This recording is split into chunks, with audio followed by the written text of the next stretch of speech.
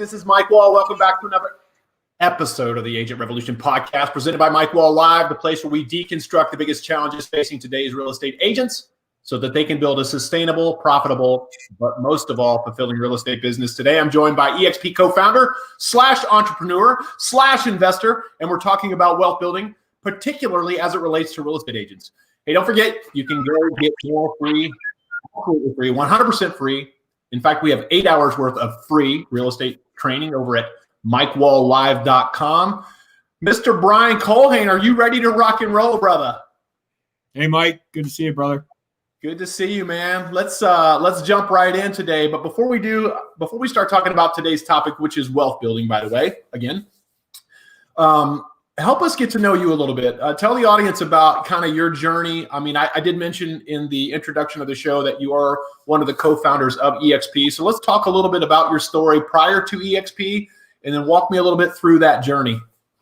Absolutely. Well, again, thanks for having me on your show, and I love what you're doing in the space. And you know, I think it's very much thematic with what EXP tries to do, and what we've been trying to do for 15 years, really, Glenn and myself and a few others. But to take you back before the days of EXP, I grew up in Chicago. So I'm a kind of a blue collar kid from a white collar neighborhood, and I grew up in a very affluent North Chicago suburb. And, but I was not, playing golf or hanging out on the boats. I was usually carrying the golf bags or waiting tables at the country club for the parents.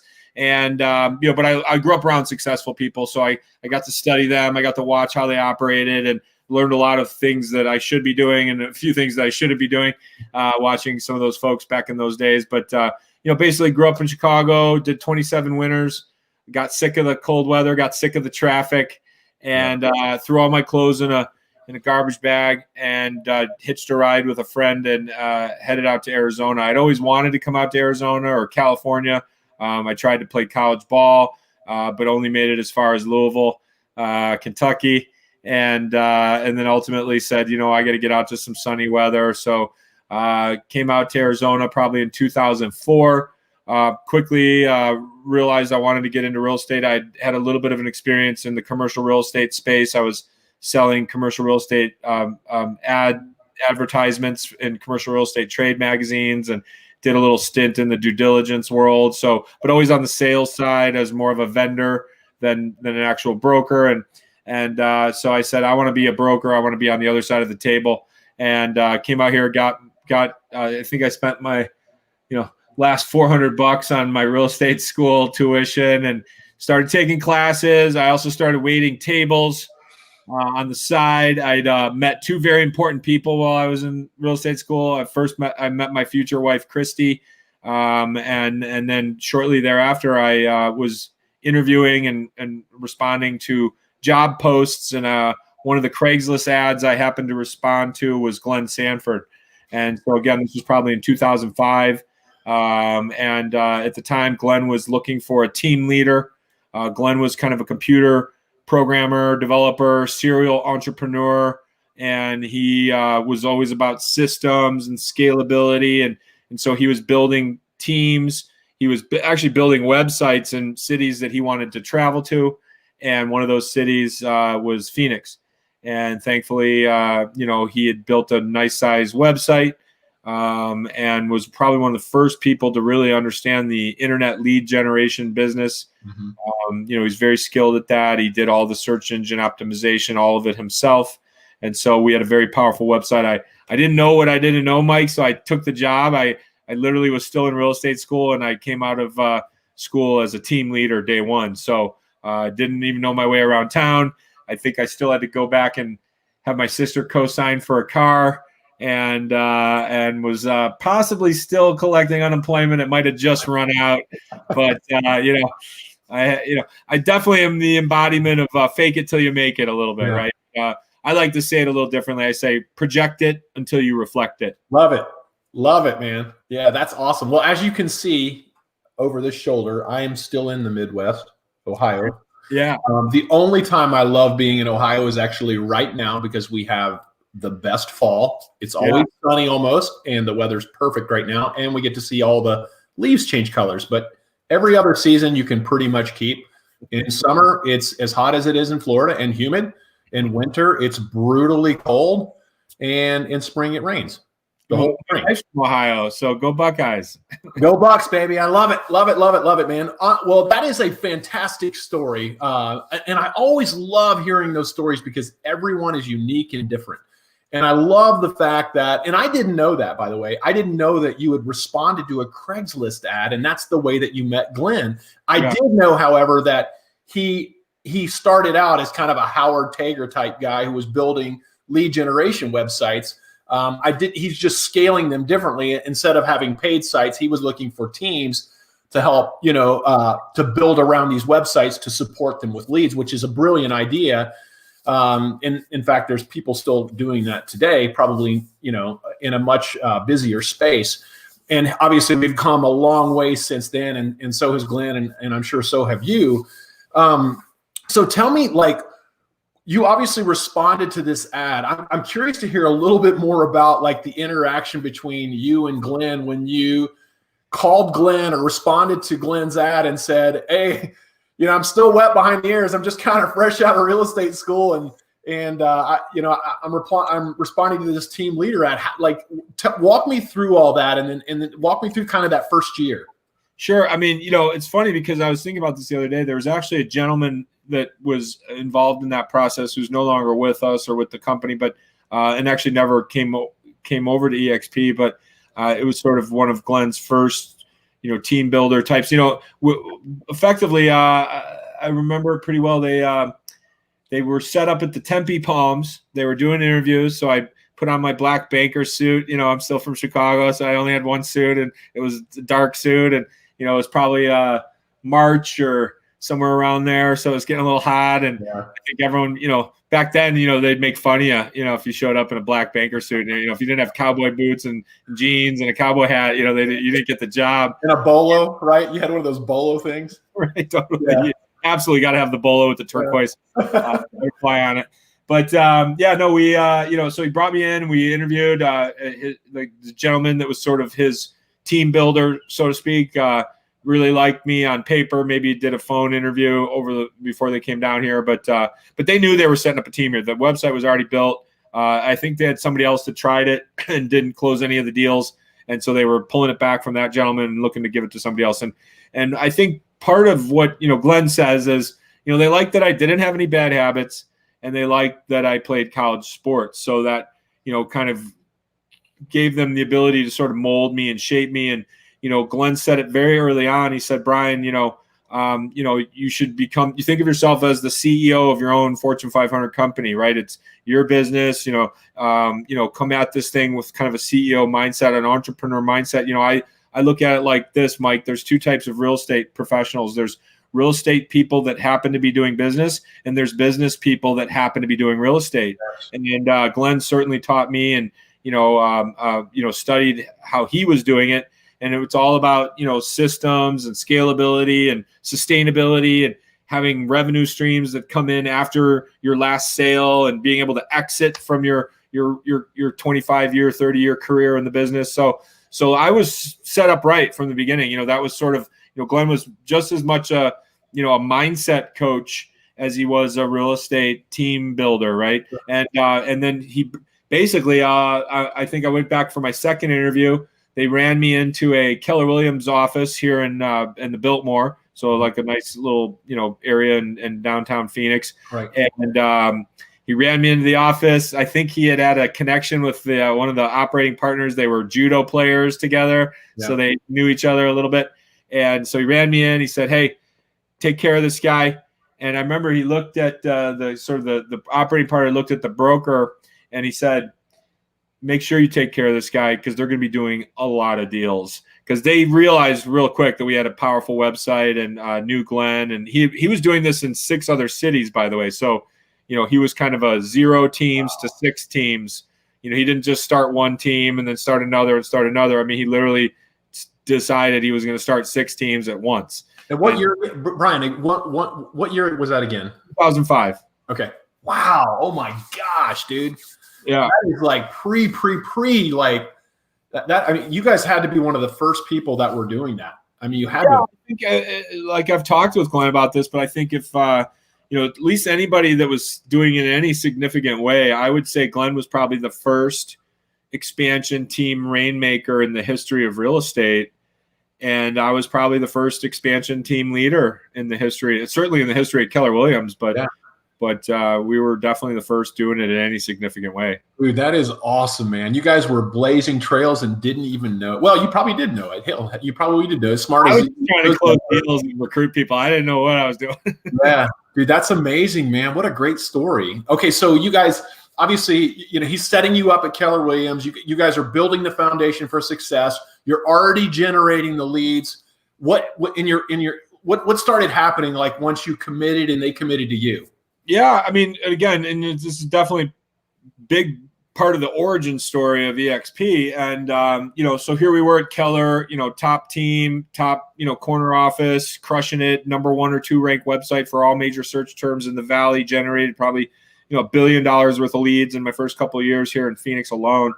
And Glenn brought us to Keller because he, again, being all about sustainability, he liked the fact that they had some form of passive income to their model. So that was kind of going to be his legacy play, was to set up these teams, obviously make the overrides, the team referrals, but also set up the revenue or the profit share and take advantage of that. After about 3.5 years, however, we realized, and we probably realized it sooner than that, but it took us 3.5 years to make the decision that the profit share just never delivered. And we were sort of part of those later generations that didn't those later waves that didn't really capitalize on those first couple of years. So, the ship had already sailed, so to speak, for that in the profit share game. And so we stepped out in 2008 and we started our own brokerage, but it wasn't EXP. It was a traditional brokerage. So we started a brokerage called Buyer Tours. And we were very buyer centric. Glenn had all these NLP, neuro-linguistic programs that we would run on leads and all kinds of stuff. So we were very buyer lead centric. So we started Buyer Tours, and that was in 2008. So he'd taken 6 teams out of Keller and started 6 branch brokerages in 6 states. Okay. And we actually did well. We were probably on track to do about 150 million that year. Things were great. I was in my 4th year, starting to figure things out a little bit. Right. And, but then of course the market crashed, and that was sort of the beginning of the end of the traditional bricks and mortar model for us. Thankfully. Right. But having that rug pulled out from under us was sort of, I call it our OMG moment. And, I'll never forget, Glenn called a big emergency team meeting, got all of us team leaders together here in Phoenix, and we kind of had a come to Jesus moment where he said, listen, everybody, this market's going to be bad. It's going to be bad for a while. And we need to come up with an economy-proof brokerage concept, or we're all going to go have to find other jobs. Yeah. And that's when we just started really thinking about what we could do to change the game. So freaking cool, man. And so it's cool because oftentimes you hear these stories and there's something that happens, right? And I call it's like a pattern interrupt, right? It's like everything's going along, everything's great. And, and then all of a sudden, bam, it's like something slaps you in the face, right? And then it's like, while on the surface at the moment, it seems like a really bad thing, right? But looking back on it now, it's like that's exactly what needed to happen at that moment to produce the idea of this new brick and mortar free company, right? And so if that doesn't happen, if that one thing doesn't happen, then maybe we're not even sitting here today. Maybe you're still running Buyer Tours, right? And that's all that ever comes of it. But so this happens. You guys are obviously forced to pivot, right? And you guys, obviously everybody's like a high alert, right? We're bringing ideas to the table. So what happened next? So we disbanded, we fired the brokers, got out from the leases, sold off the equipment, did everything we could. All the different satellite brokerages sort of went to different, we'll call them 100% shop, low cost brokerages where we could sort of ride out the storm. Yeah. So we brought 20 agents over, maybe 15 agents over to a group here called HomeSmart.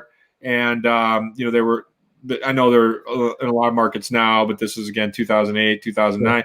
So I brought about 10, 15 agents over to HomeSmart, but we kept the leads, we kept the websites. So that was, I was more loyal to the websites and to Glenn than I was to any brokerage, right? So the brokerage was just the shingle we put up to do business, but the company was Glenn Sanford and sort of the buyer tour. And the leads were what were driving the business, right? And Glenn ultimately was what was responsible. Glenn's websites were responsible for producing the leads. Correct. We led with leads, right? That was our attractant. That's what I would recruit to was, hey, we got leads, we got systems, we got training, we got CRM, all the basic, things that now they all come in one package, but you used to have 20 different, you had to have IDX and a CRM and a this and that and a website. And now it's all one-stop shop stuff. But yeah, so we basically went and kind of hunkered down at me personally and my team went to HomeSmart, hunkered down. And during that period, as you were talking, I started thinking about some other crazy moments. But, some of it, obviously a paradigm shift or a pattern disruptor are huge, but also just having your back up against the wall. And not having many options, part of the reason why I took the job to be a team leader. I mean, think about how many people in real estate school would take a position as a team leader, right? I mean, I've interviewed thousands of agents and I don't know how many would be like, yeah, I'll take it. Yeah. But I think I didn't have many options at that point. Right. And then again, when we were sort of looking at what to do and Glenn was obviously, he's always thinking what's his next move. And by the way, Glenn's like 3-4 moves ahead of most people.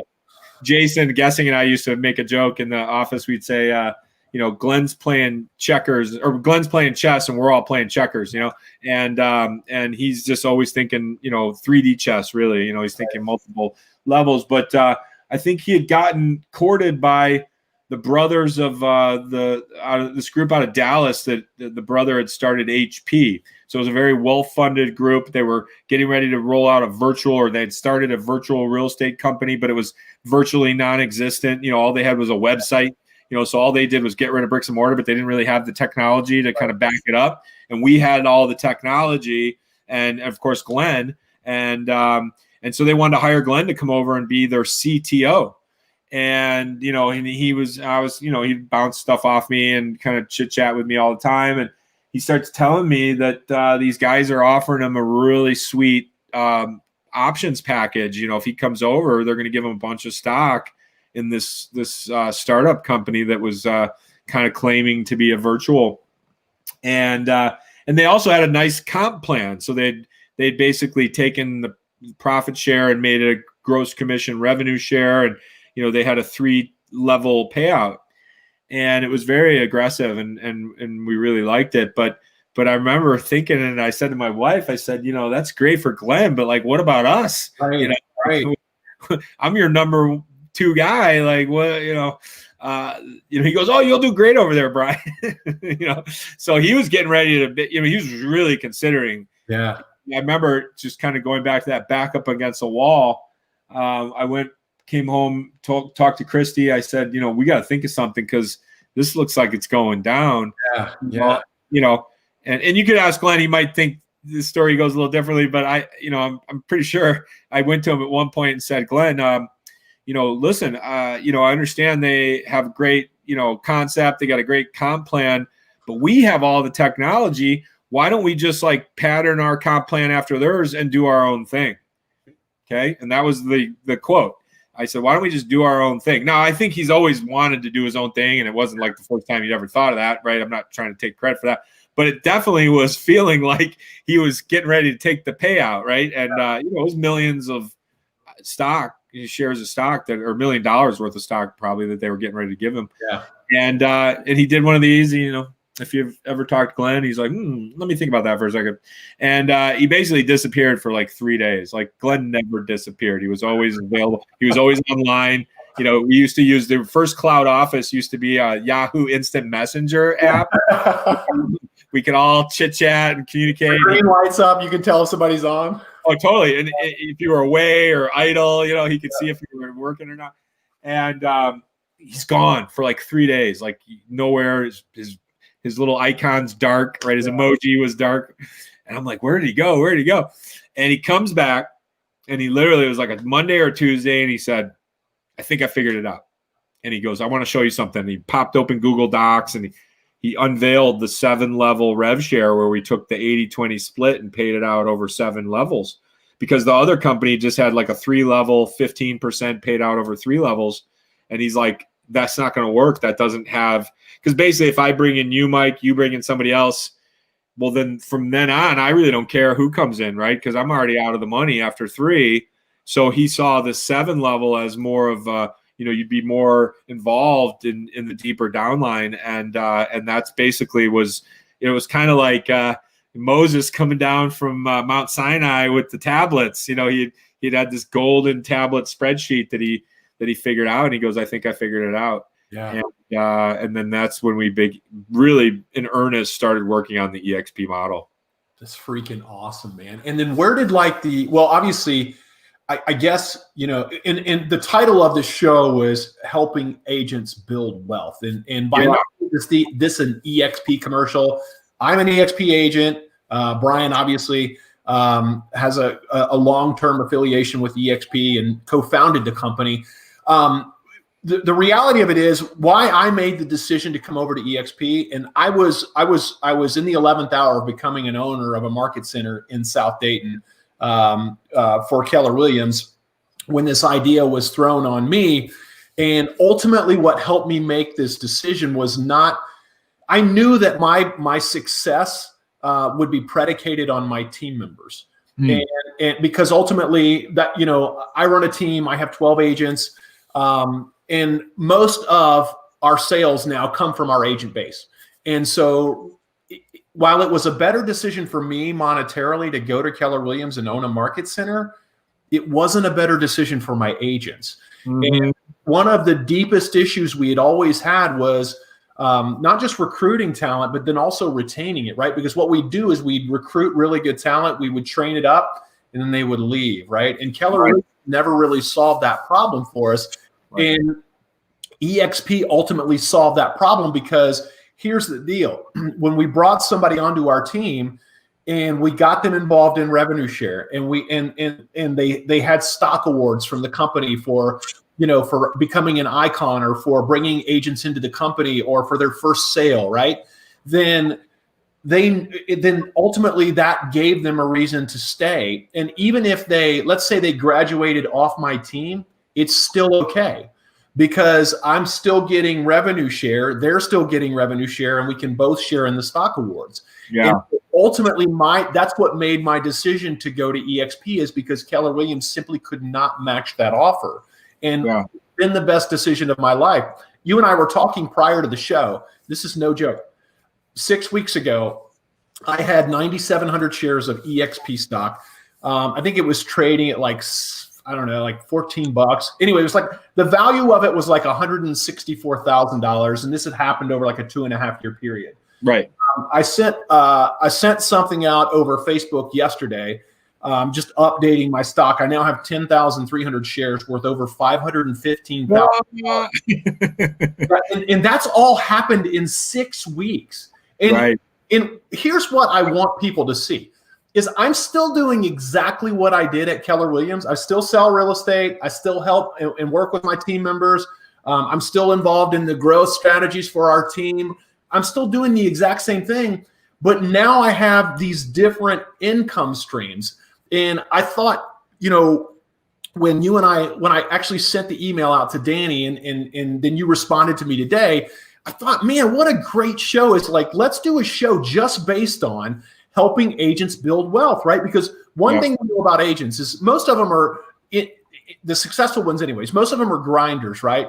And And the only problem with that is they're only as good as their last transaction. Right. Once you sell a property, you're essentially unemployed until you sell another property. And while that's all well and good when you scale a business, it's just nice to know that you have other income streams that are helping you build wealth. So if you don't have a closing, or if you just don't feel like working one day, you don't have to do it, right? Yes. And so it's the model, Brian, that you guys have created has given agents a platform to be able to do that better than any other. I mean, hands down, there's just no comparison. Well, I like what you said about how you cared about your team. Like, you could do well, but my team's not doing as well. And I think, as somebody who's studied the industry and studied all the models and look at all, and basically acquires brokerages and teams for a living. Yeah. I've developed kind of a philosophy that in the history of real estate, there's been two classes of professionals. There's been the owner class and there's been the member class. And the members have always served the owner's needs, right? And so by that, I mean, you've got your office owners, your franchise owners, your investors, and then you have the agents, the worker bees, right? And when times are tough, an owner can do certain things that a real estate agent can't do. So for example, when we were struggling real estate agents and you needed more money, what was the solution? Go sell more houses. Right. Work harder, Mike, right? You're not working hard enough. If you're not making enough money, you're not working hard enough. Right. Well, that wasn't always the case, right? We weren't working smart enough, right? But at some level, we were working and building their asset. They were sending their kids to private schools and flying around on jets and, going on ski weekend vacations. And we were selling houses and showing homes in 120-degree, August, Arizona summers. Right. Well, what you share with Glenn is that Glenn cared about his agents. He cared about us. He wanted almost as much as he wanted to be successful for himself. He wanted our success right there behind him. And so, what I feel about this company, and again, like you said before, this isn't about a commercial. I mean, this is just my life. I didn't work at 20 other brokerages. I've only worked for Glenn Sanford since I've been in real estate. So I don't have another story to tell. This is my story and my journey and my success story that started as a sob story. And we all have sob stories, but it's how you turn that sob story into a success story that matters. And, and one of the things that, Glenn shared with me very early on, and kind of back to that, call yourself a CEO, what he really, the second part of that is he said, if you call yourself the CEO of your business, your vibration levels are going to elevate. You're going to think differently about yourself. You're going to carry yourself differently. You're going to dress differently. You're going to go to different places. You're going to eat at nicer restaurants, stay at nicer hotels. And so I was thinking, as you were talking, I kind of came up with a cool tagline, and we can share this since it was a collaborative effort, which is also the spirit of this company. But success is a frequency. Yes. Yeah. It's a vibration level. You vibrate level. Every emotion, every thought has a certain frequency attached to it, and I think success is like way up here, right? And so it's really a success think tank. This organization. I mean, it's almost unfair to call EXP a real estate brokerage. It does us this service. It's much, much more than that. It's a personal improvement company disguised as a wealth creation company, disguised as a tech startup, disguised as a whatever. And we just happen to be in the real estate space. And so back to my two classes of people, what Glenn ultimately created was that third option. Right? Before, if you want to be in the broker owner space, you either had to be born, sell, or buy your way in, right? Yeah. And I do know some people that were born in a brokerage, literally. Yeah. Their parents were brokers, and and or you were just working for them, right? So you were just an agent number 20 and on the team. Well, EXP is that third option. It's the ability to participate in the revenue like an owner. It's the ability to scale up your business like an owner. And it's an ability to own a piece of the business like an owner, right, through stock. And yet you don't have to invest $200K to buy into a franchise. You don't have to spend 35 years selling houses in the trenches to work your way up to management. You could join EXP today, do one deal. Now you own some stock from that deal. you could bring your friend in tomorrow and now you're scaling up your business, and you could bring your friend in from back east and now you're expanding and scaling across the country, and it doesn't cost you a dime. You don't have to, I mean, $150 to join up or whatever, and your fees and your licensing and all that. But I mean, it's not like, so we really, what people say EXP is a revolution. I think of it as more of a reformation, right? If you remember the Reformation period, it was sort of Martin Luther taking the tools of the elite and giving them to the people in the form of the right before. And I'm not getting, I was a theology guy, but before I get too down in the weeds, but the essence of it was, prior to the printing press, if you wanted to know what was in the Bible, you had to go to church to hear it. Yeah, because they weren't giving Bibles to everybody back then. They couldn't afford it. It was, books were expensive, and they didn't have that printing press. Well, then the printing press came out, and this guy said, well, hey, if this is a word for everybody and we're all meant to have it, how about we produce a book and everybody gets a book? Here, you get a copy, you get a copy, you get a copy. And it reformed the entire way the church operated. Well, I feel like just like they took the tools of the elite and gave them to the people, Glenn and us early leaders took the tools of the owner elite and we've given them to the average agents. Right. Love that, man. One of the most powerful things I think you said there was, people are doing this. People are making passive income. People are earning stock awards, and they're not investing any money doing it. And what I mean by that, let me preface that by saying is that I'm also an investor. Brian, I know you're an investor too. And I can tell you, by owning, $100,000 worth of real estate, right? So me putting up $100,000 and me netting out $10,000 at the end of the year, is we call that the 1% rule, right? But in order to hit that 1%, I had to put up as collateral $100,000 in order to do that. And what Brian's saying here is, you have that same opportunity. You can make $10,000 a year or a month or whatever, and literally put up no cash.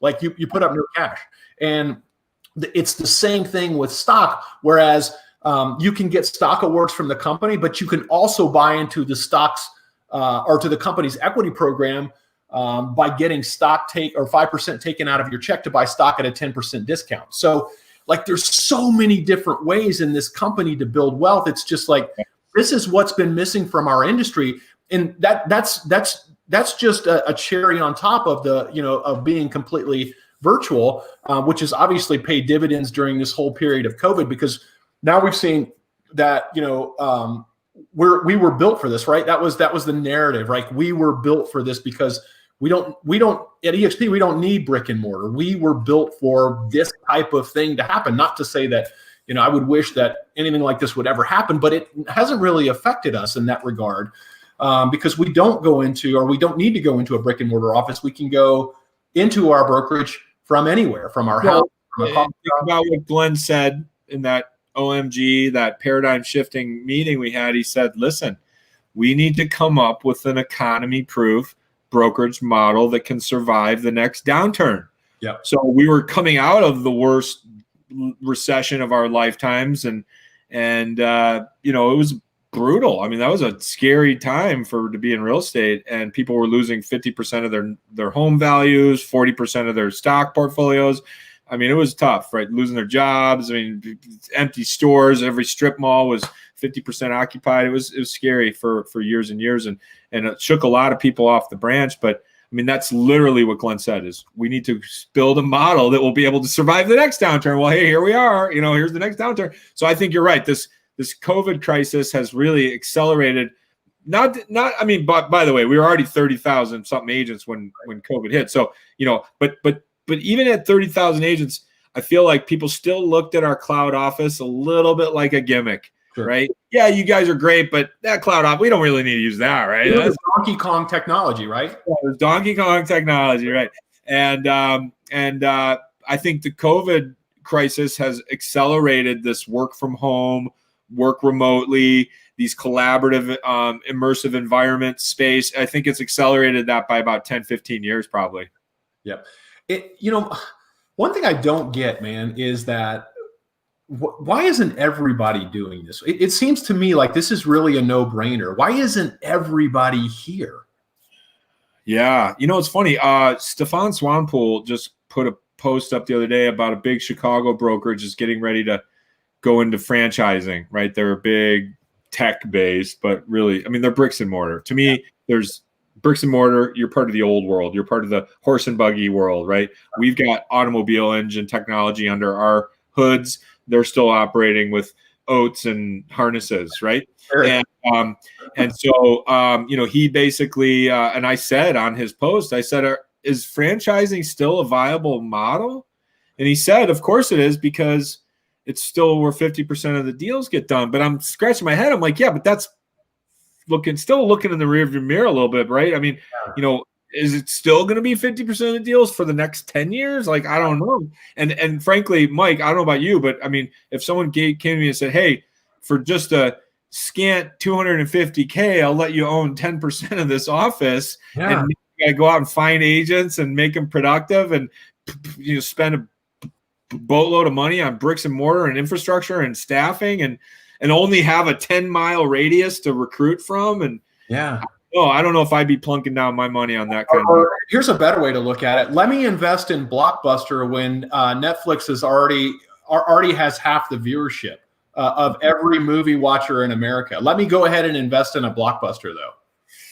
Yeah, I mean, maybe it's nostalgia. I mean, I'll never stop wondering why people do dumb things. I mean, it's, and I'm not saying, listen, there's tons of great opportunities out there, and there's tons of great models. And, for some people, having an office is essential, and maybe it's a surrogate for social life. Maybe it's a way to get away from the kids and the barking dog or whatever. But we're not anti-office space either. I always want to make sure people understand that is, we just do it differently. We just like Airbnb, you wouldn't think, or like Uber, you wouldn't say Uber's anti-taxi cabs, right? No, they're the number one fastest growing taxi business, right?